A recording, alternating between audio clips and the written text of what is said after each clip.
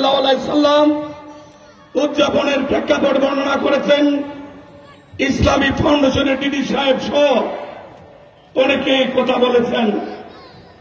আমি একটি রাজনৈতিক দলের কর্মী। আমার দল বাংলাদেশের সর্ববৃহত্তম জনপ্রিয় রাজনৈতিক দল বিএনপি।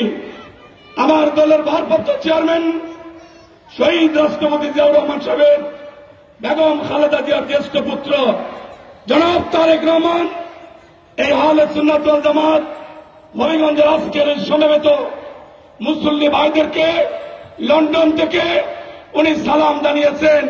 উনার পক্ষে আপনাদের সকলকে উনার সালাম আমি পৌঁছে দিলাম।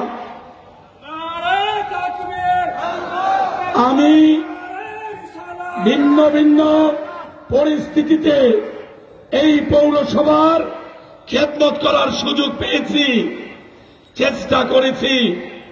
যেখানে আল্লাহর পবিত্র কালাম কুরআন শরীফ তেলাওয়াত হয়, হাদিস শরীফ আলোচনা হয়, সেই আল্লাহর গড় মসজিদ হবিগঞ্জের পৌর এলাকায় অধিকাংশ মসজিদে নির্মাণে বলেন পুনর্নির্মাণে বলেন সহযোগিতা করার চেষ্টা করেছি।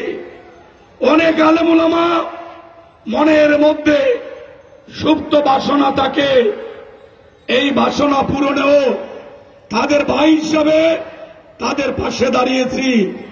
অনেকে বিত্তশালী মানুষ হজে যান, হজের সমস্ত নিয়ম কানুন সঠিকভাবে উদযাপন করতে পারেন না। দেশের বর্ণ আলেম মৌলানা ফরিদ সাহেব সহ অনেকে বর্ণ আলেমকে অনুরোধ করে এক জায়গায় নিয়ে এসেছি। হাজী সাহেবরা যেন পরিপূর্ণ জ্ঞান নিয়ে আল্লাহর বাড়িতে রাসূলের বাড়িতে যান, সেই ব্যবস্থা করেছি। যদি আল্লাহ রাব্বুল আলামিন অদূর ভবিষ্যতে আপনাদের দয়া, আপনাদের ভালোবাসায়, আপনাদের সহযোগিতায় খেদমতের সুযোগ দেন, ইনশাআল্লাহ আহলে সুন্নাত ওয়াল জামাত নতুন ভাবে আমি এই সংগঠনের কর্মী নই। আমার স্কুল জীবন, আমার কলেজ জীবন, আমার দাদা মুনসা আলী সাহেব, আমার চাচা গোলাম মোস্তফা ফুলিমিয়া সাহেব, তাদের হাত ধরে এই আহলে সুন্নাত ওয়াল জামাতের কোন সময় মঞ্চে জায়গা পেয়েছি, কোন সময় মঞ্চে জায়গা পাইনি। দূরে দাঁড়িয়ে আহলে সুন্নাত ওয়াল জামাতের সঙ্গে ছিলাম। মরণ ছাড়া আমাকে আলাদা করা যাবে না ইনশাআল্লাহ। বাবা নেওয়ার জন্য নয়, আমি রাজনীতি করি, আমার দল বিএনপি, এটা বলতে আমার দ্বিধা নেই। যে দলের 40 বছর আগে কর্মী হয়েছিলাম, কোন লোভ লালসা রাতারাতি অন্য জায়গায় সুবিধা নেওয়ার জন্য ইমাম পরিবর্তন করি নাই, ভবিষ্যৎ করব না ইনশাআল্লাহ। ইমাম সাহেবরা বলেছেন আগামী বছর যদি আল্লাহ একটি রাজনৈতিক দলের নির্বাচনের মাধ্যমে সুন্দর পরিবেশ হয়, এখানে আরো বড় পরিসরে যতটুকু সহযোগিতা লাগে আপনাদের ভাই হিসাবে ইনশাআল্লাহ আপনাদের পাশে থাকবই থাকব। শুধু একটা অনুরোধ করি, আমাকে ফিরা দেয়, আমাকে কষ্ট দেয়, আমি অনুরোধ করি আল্লাহর ঘর মসজিদ যেখানে আমরা সেজদা দেই, সুবহান রাব্বিয়াল আলা নাক কপাল লাগিয়ে আল্লাহকে স্মরণ করি। আপনাদের কাছ থেকে, আলেম ওলামাদের কাছ থেকে শুনেছি, ডান হাত দিয়ে দান করলে বাম হাত যেন টেন না পায়।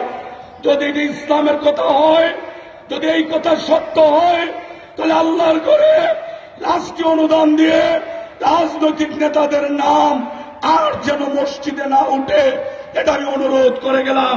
যদি আল্লাহ আমাকে সুযোগ দেন, কথা দিয়ে যাচ্ছি, আজকে ঈদে মিলাদুন নবীর দিনে বিএনপির পক্ষে আমরা কোন মসজিদে আল্লাহর ঘরে কোন রাজনৈতিক নেতার নাম উদ্বোধন ফলকে আমরা লাগাবো না ইনশাআল্লাহ। দোয়া করবেন, আল্লাহকে খুশি করার ইচ্ছা থাকলে ওই পাথর দিয়ে মানুষের মন জয় করা যায় না।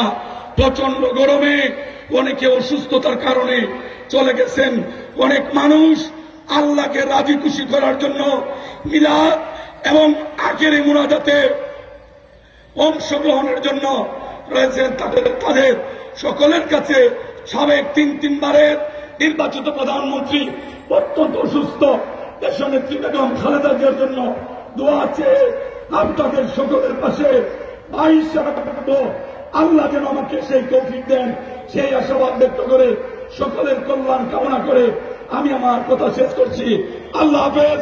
আসসালামু আলাইকুম ওয়া রাহমাতুল্লাহ।